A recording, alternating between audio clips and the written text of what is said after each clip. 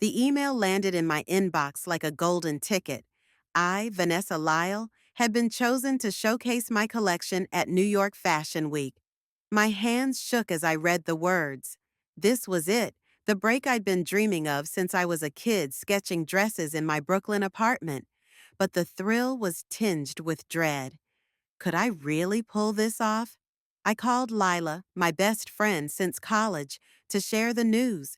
She squealed over the phone, but her excitement felt forced, like a smile that didn't reach her eyes. "That's amazing, V," she said. "You deserve it." Lila was a model, always chasing gigs, and I knew her career hadn't taken off like she'd hoped. I pushed the thought aside. She was my rock, right? At the studio, Miranda Stone, my mentor and a former fashion icon, greeted me with a rare nod of approval. "This is your moment, Vanessa," she said, her voice sharp but encouraging. "Don't waste it." Miranda had a reputation for being tough, but her guidance had shaped me. I trusted her, maybe too much. Ethan Cole, the investor backing my show, arrived later, all charm and expensive cologne. He promised to fund everything: fabrics, models, lighting. But his suggestions felt like demands. "Make the designs bolder," he said, eyeing my sketches. "Think commercial." I nodded, uneasy. Tara, my assistant, caught my eye as she organized fabric swatches. She'd seen Lila lingering near my desk earlier, flipping through my sketches. "Just saying, be careful," Tara whispered. I brushed it off. Lila wouldn't betray me. Then, disaster. I opened my laptop to find my latest design, a flowing gown with intricate beadwork plastered across a rival designer's social media. The caption crowed about their exclusive piece. My stomach dropped. How had this happened? The studio felt like a war zone. I stared at the leaked design, my heart pounding. This wasn't just a coincidence. Someone had stolen my work. I called Lila, my voice shaking. "Did you see the post? My gown's out there."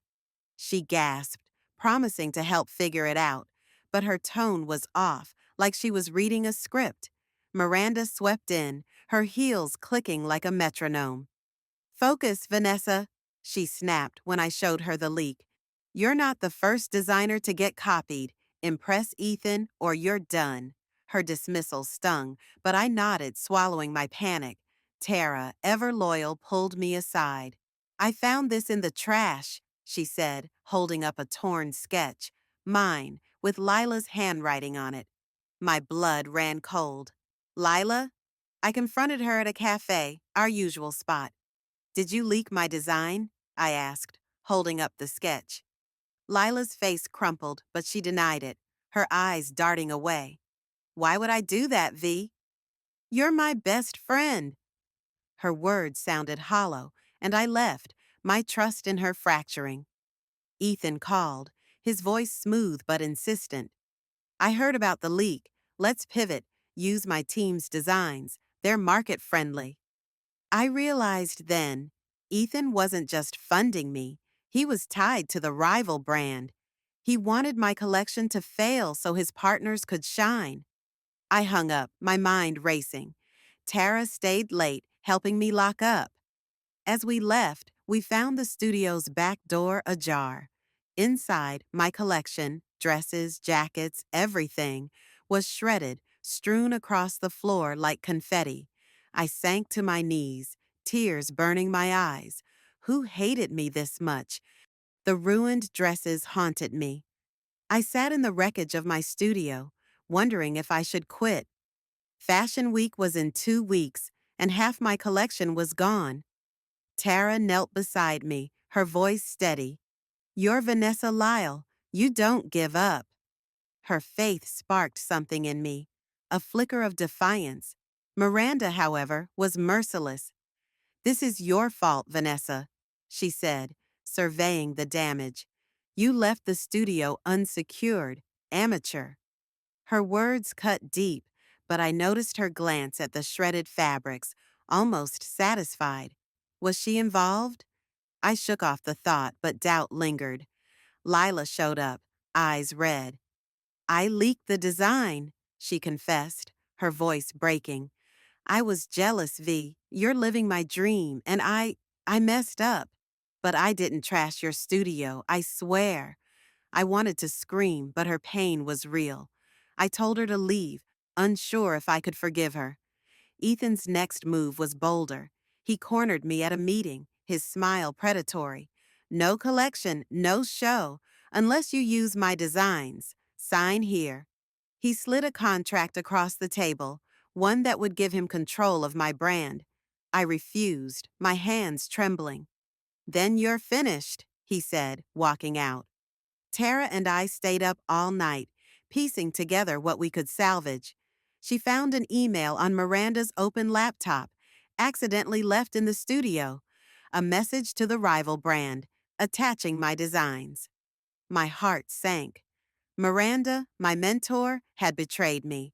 I recorded her the next day, confronting her privately.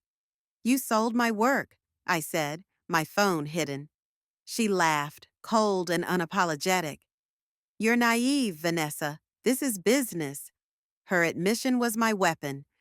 Fashion Week loomed, and I was running on fumes. But I had a plan.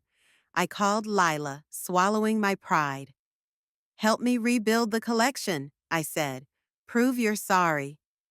She hesitated, then agreed, her guilt fueling her work. We sewed, sketched, and cried together, recreating the dresses overnight. Tara coordinated models and lighting, her energy infectious. The show was my battlefield. Before the runway, I faced Miranda backstage. You're done, I said, playing her recorded confession for the event organizer. Her face paled as security escorted her out. Ethan, sensing defeat, tried to pull his funding, but I'd already secured a last-minute sponsor, thanks to Tara's contacts. The lights dimmed, and my collection hit the runway. Bold, authentic, mine. The crowd erupted, and I felt tears prick my eyes. Lila squeezed my hand, her smile genuine for the first time in months. Ethan slunk away, his plans in ruins. After the show, I stood with Tara and Lila, basking in the applause. I'd lost my mentor, nearly lost my friend, but I'd found my strength. I launched my own brand that year, vowing to mentor young designers with the honesty Miranda lacked. The runway wasn't just my redemption, it was my rebirth.